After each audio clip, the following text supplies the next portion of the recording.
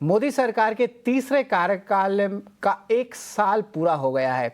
इस एक साल में कैसी रही है बाजार की चाल और किन शेयर और सेक्टर्स ने किया है कमाल, ये सब बताने के लिए मौजूद है अभिषेक सत्यव्रतम।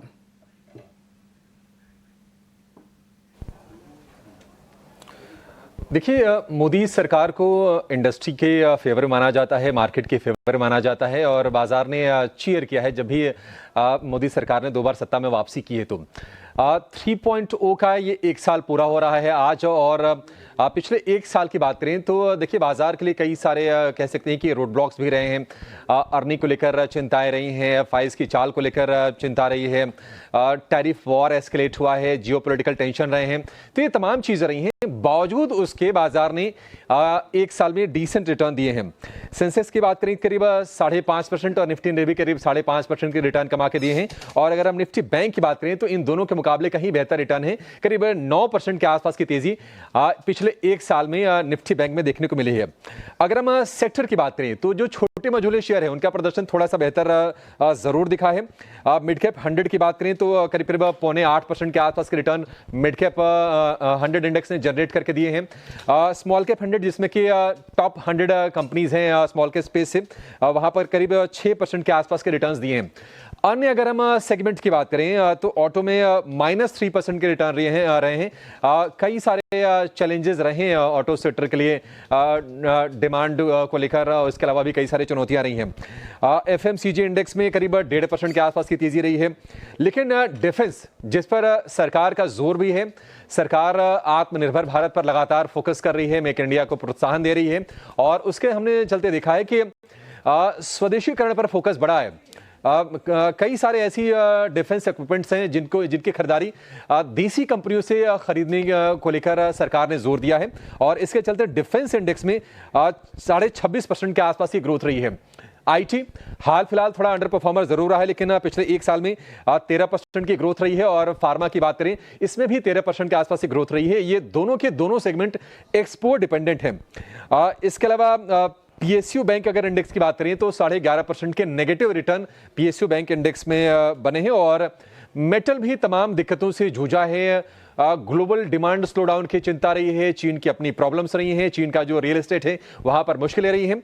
तो मेटल में भी लोगों के पैसे बने नहीं है। करीब 9.25% के आसपास की गिरावट हमने पिछले एक साल में मेटल इंडेक्स में देखी है।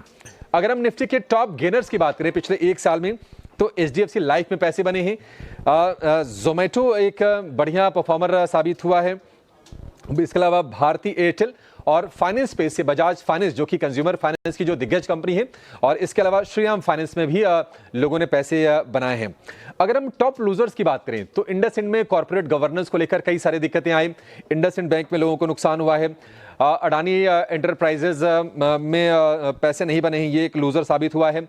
टाटा मोटर्स का शेयर काफी तेज रफ्तार से बढ़ा था। उन्होंने देखा था कि 1200 रुपए के आसपास के भाव पहुंच गए थे, लेकिन वहां से फिर कंपटीशन बढ़ने से, इसके अलावा कुछ ग्लोबल चैलेंजेस थे JLR के फ्रंट पर, तो वैल्यूएशन काफी हीटअप हो गए थे, वैल्यूएशन करेक्शन हुआ और उसमें लोगों को नुकसान हुआ है।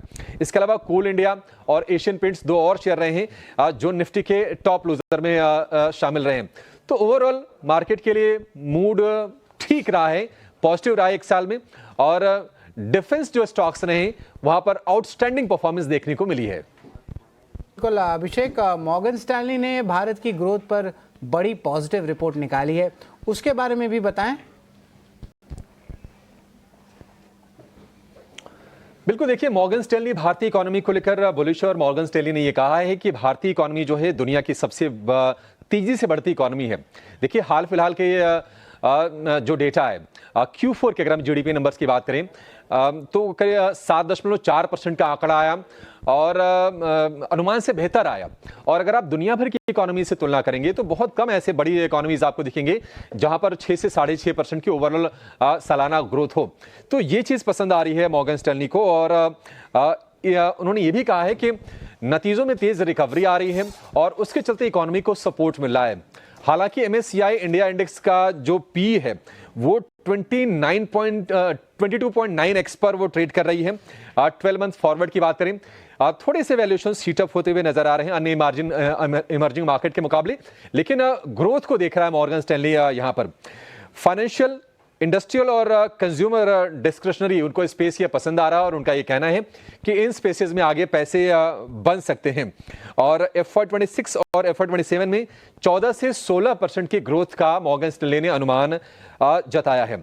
अगर MSCI EM यानी कि MSCI इमर्जिंग मार्केट इंडेक्स की अगर हम वेटेज की बात करें तो चीन के बाद जो सबसे ज्यादा वेटेज है वो है भारत का।